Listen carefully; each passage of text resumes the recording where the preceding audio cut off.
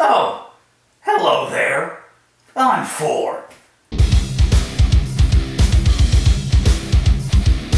Remake alert! Remake alert! Cabin Fever, I'm gonna make it quick, because there's not a lot to say, okay? Number 1.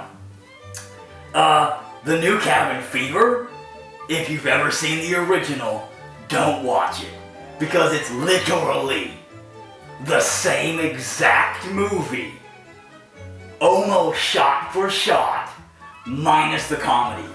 As far as it goes, the James DeBello guy, right? His character was the funny guy, the jerk guy, the ha-ha, it's all fun and games guy. In the new one, he's replaced by some gamer nerd, who apparently shoots AK-47s, because that makes sense. And then he plays the reckless, firebug. His character was like everywhere.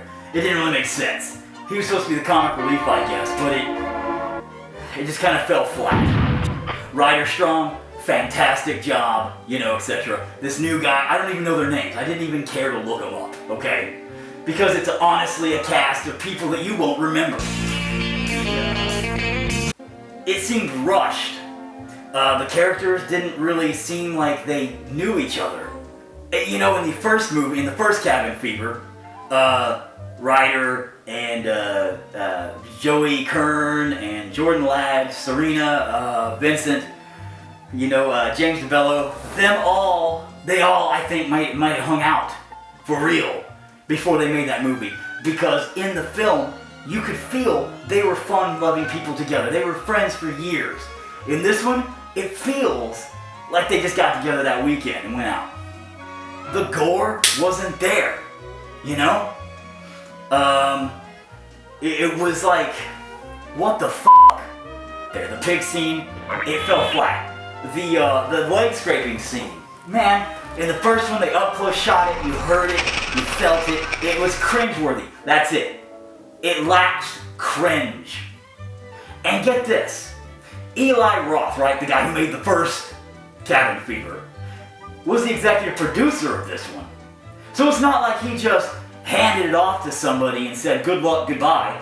He wasn't just like being a sperm donor and saying, hey, I made the baby, you take care of it. My work no, here is he was involved in it. So that doesn't even make sense.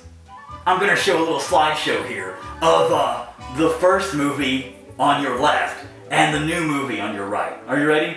Here we go. Round 1. Fight!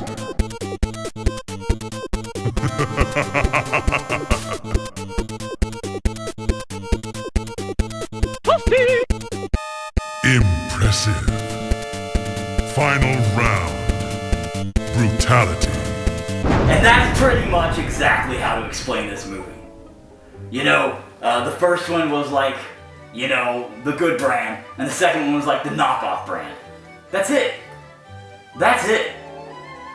Honest to God, I expected to see Mos Def and Jack Black come jumping in any time now and letting me be reassured that it's just some bad VHS copied version of the real fucking movie.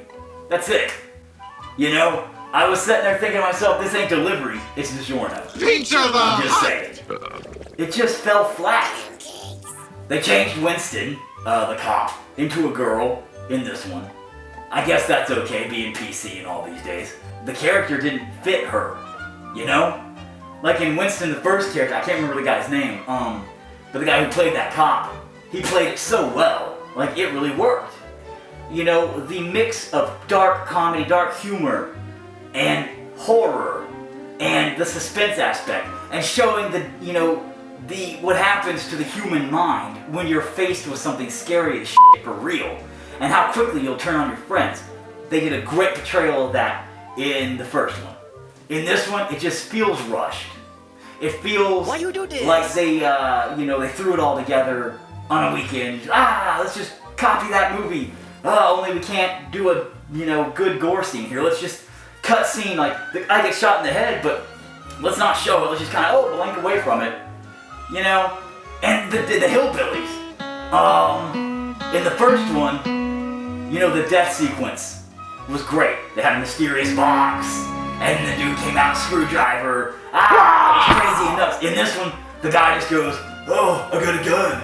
And they're like, "It's on safety." He's like, "Oh, thanks."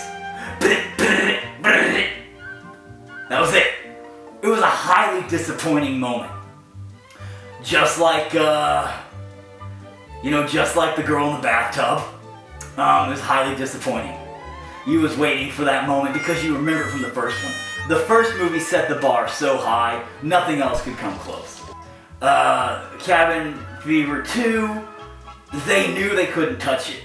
So they made it a high intense, fast-paced gore fest. Right? That's all they did with it. Cabin Fever 3, Patient Zero, phenomenally good film. It came back kind of like to the first one, about how people stab each other in the back and how you turn on people and how fast that shit goes wrong. You know? And Sean Astin did a great job. Everybody did a great job in that movie, so it was really well done. But, as far as it goes, the movie just fell flat to me. I wish I could have made this, review a little bit funnier, but, I just remade it and took out all the humor instead. Hey, look what I made! Getting sick of this shit. Oh, I look good though, sweaty and hot.